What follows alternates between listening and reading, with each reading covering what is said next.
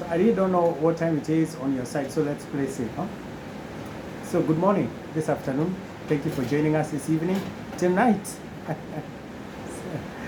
is the first time on our channel. This is Mwalim, and here we handle mathematics problems, but we also talk about creativity, which is necessary in all mathematics solution. So remember to like our page, subscribe, and more importantly, turn off the notification bell so that you'll be notified once we release more videos. Okay. Now, so today we are not handling mathematics question. We are talking about a very important topic. Have you heard this phrase?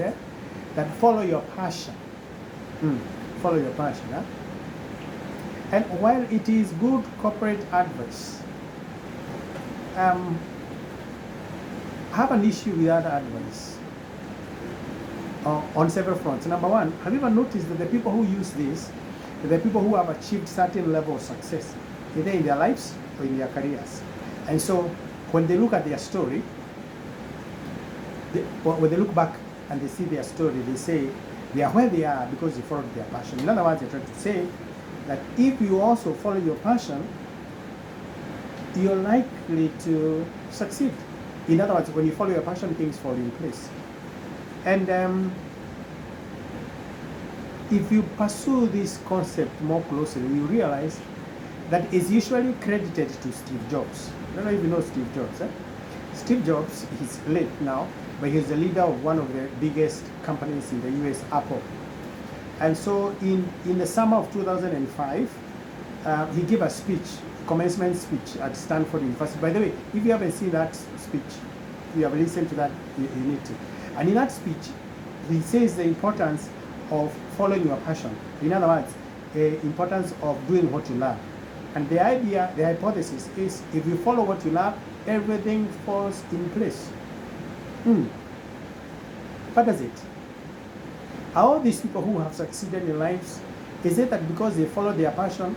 I mean, it's like they knew what to do at a certain point, and because of making those, following their passion and making the right decision, they are where they are. Is it true that they always knew what to do? And I started doubting this. And I read a book which I will want you to read. It's called Be So Good That They Can't Ignore You. This book explored the life of Steve Jobs. And one of the things they say in this book is that Steve Jobs was never even passionate about technology.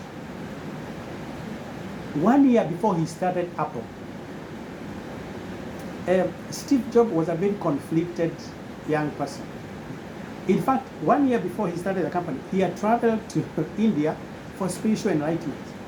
And even when he came back, he was doing the computer work as a way of raising some extra money. So he was just doing it for survival.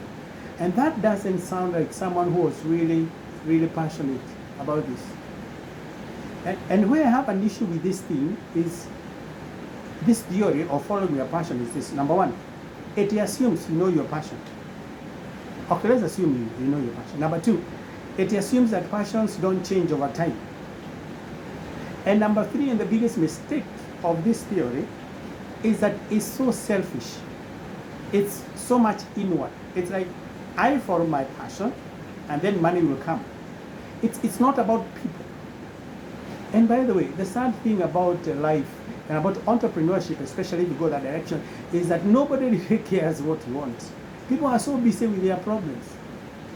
And so their focus should be on solving a need. But in solving that need, you are looking for an intersection between what you're good at and the need that is in the market. In fact, let me prove this. If you have ever read the story about Equity Bank, and Dr. James Mwangi is one of my role models. I really admire the way he does. If you have read the story, and in fact I want you to do this, just type on Google the name of the chairman of Equity Bank, which is Peter Monk. Just type there. And then on Wikipedia, specifically Wikipedia. And then there's a paragraph that explains why they hired Daktari. And Daktari was hired not to build Equity Building Society at that time. He was hired to liquidate. He was coming to sell the assets so that they can pay off creditors. That was the thing. And it's important for you to understand that at that time, In fact, so Equity Beauty started in 1984.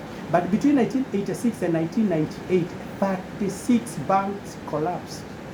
So the problems that Equity Business at that time was suffering from were real problems. And so what called the greatness in Daktari was the need. So he was hired to close, but he had a bigger vision. So what called his greatness is the need that was there. And so my challenge to us this day is to focus on the need. What do people want done? What do people want done? What is the need that the people that you want to serve are having? All right? So that should be your focus.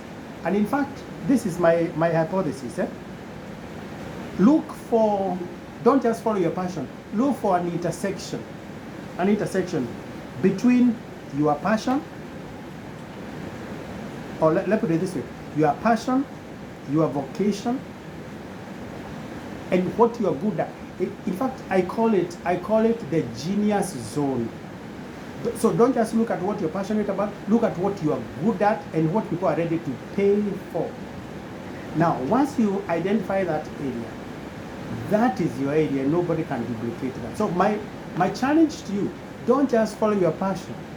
Identify the need, identify what people are ready to pay for, then look for that spot. Look for that spot. And that is your genius zone.